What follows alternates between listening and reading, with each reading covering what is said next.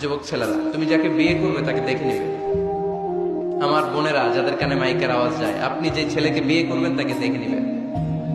তবে দেখতে গেলে ছেলে, তুমি শুধু মেয়েকে দেখতে পারবে, তোমার বাবা দেখতে পারবে না, তোমার ভাই দেখতে পারবে না, তোমার দুলাভাই দেখতে পারবে। কারণ বিয়ে হওয়ার আগে সবাই ক্যান্ডিডেট। তুমি দেখতে গেছো, তোমার বাপের পছন্দ, মাইয়া তোমার বাপের পছন্দ, বিয়ে হয়ে যাবে, ঠিক কিনা? বিয়ে হওয়ার পরে উনি হবে শ্বশুর, তখন ওনার সাথে দেখা দেওয়া যায়। মাসালা বুঝতে পেরেছেন? এজন্য বিয়ের আগে একে অপরকে দেখে নেয়া, জেনে নেয়া, এটা সুন্নাত। কিভাবে দেখতে পারেন? ডিসেন্ট ফটো শেয়ারিং, ভালো ফটো শেয়ার হতে পারে। ছেলে মেয়ের ছবি দেখবে, মেয়ে ছেলের ছবি দেখে সিদ্ধান্ত নিবে যে তাদের সাথে সরাসরি সাক্ষাৎ হবে কিনা।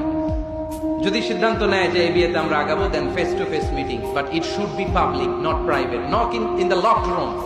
আবদ্ধ রুমের ভেতরে হতে পারবে না, কারণ আবদ্ধ রুমে যদি কোনো বেগানা নারী আর পুরুষ থাকে, সেখানে দুজন থাকে না, ওই কনফারেন্সে তৃতীয় আরেকজন যুক্ত হয়, তার নাম শয়তান, ঠিক কিনা?